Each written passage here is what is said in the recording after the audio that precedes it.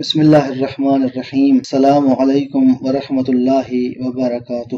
مومنین کرام، تین ایسی اشیاء کا تذکرہ روایات میں موجود ہے جو اللہ کی بارگاہ میں یوم قیامت شکایت کریں گی، شاکی ہوں گی اللہ کی بارگاہ میں۔ روایت ہے جابر ابن عبداللہ الانصاری سے، پیغمبر اسلام کے صحابی ہیں، بیان کرتے ہیں سمعت رسول اللہ صلی اللہ علیہ وآلہ، فرماتے ہیں کہ میں نے اللہ کے رسول سے یہ بات سنی ہے۔ پیغمبر اسلام بیان فرماتے ہیں یجیء یوم القیامت ثلاثۃ یشکون الی اللہ عز وجل، قیامت کے دن تین آئیں گے جو اللہ کی بارگاہ میں شکایت لے کر آئیں گے، جو اللہ کی بارگاہ میں مقدمہ لے کر آئیں گے، جو اللہ کی بارگاہ میں مدعی بن کر آئیں گے۔ کون ہیں وہ تین؟ فرمایا المصحف والمسجد والعطرۃ۔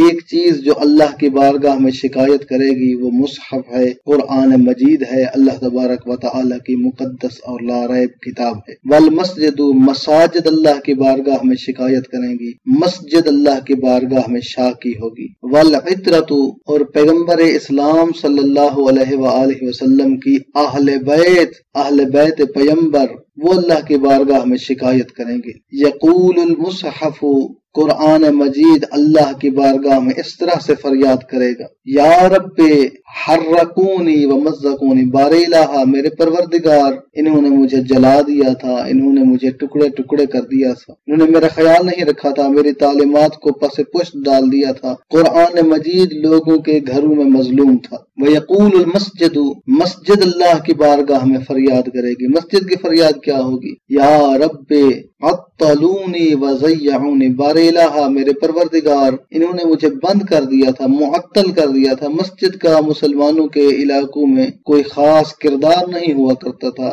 مسجد ایک کونے پر کر دی گئی تھی، مسجد کو اہمیت نہیں دی جاتی تھی۔ وضیعونی، بار الہ، انہوں نے مجھے ضائع کر دیا، انہوں نے مجھ سے استفادہ نہیں کیا، انہوں نے مجھ سے روحانیت نہیں لی، انہوں نے مجھ سے تقوی الہی نہیں لیا۔ وتقول العطرۃ، اور اہل بیت پیغمبر بھی شکایت کریں گے۔ اہل بیت پیغمبر بھی مظلوم ہیں۔ پیغمبر اسلام کے زمانے میں ایک دور تو ایسا ہے کہ جب اللہ کے رسول وضو فرماتے ہیں تو وضو سے قطرات جو بچتے ہیں وہ تبرک کے طور پر اصحاب پیغمبر لے کر جاتے ہیں۔ وہی پیغمبر اسلام ہیں، وہی پیغمبر اسلام کی نصیحتیں ہیں۔ پیغمبر اسلام کے چلے جانے کے بعد اہل بیت اطہار پر وہ مظالم ڈھائے گئے جن کی نظیر کائنات میں نہیں ملتی۔ وتقول العطرۃ، تو اہل بیت پیغمبر اللہ کی بارگاہ میں شکایت کریں گے، یا رب قاتلونا وطردونا وشردونا، بار الہ، انہوں نے ہمیں قتل بھی کیا، انہوں نے ہم سے اپنے وطن بھی چھڑائے، انہوں نے ہمیں در بدر کیا۔ فیقول اللہ جل جلالہ لی،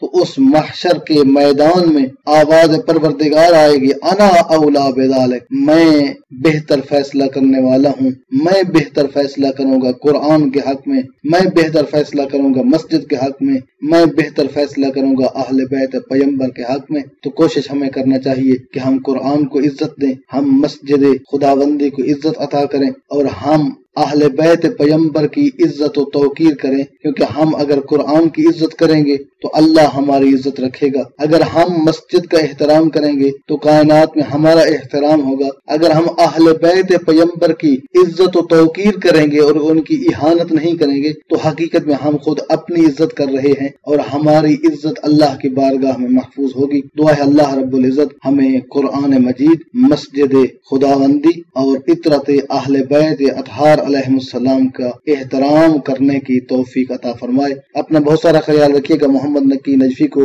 اجازت دیجیے۔ والسلام علیکم ورحمۃ اللہ وبرکاتہ۔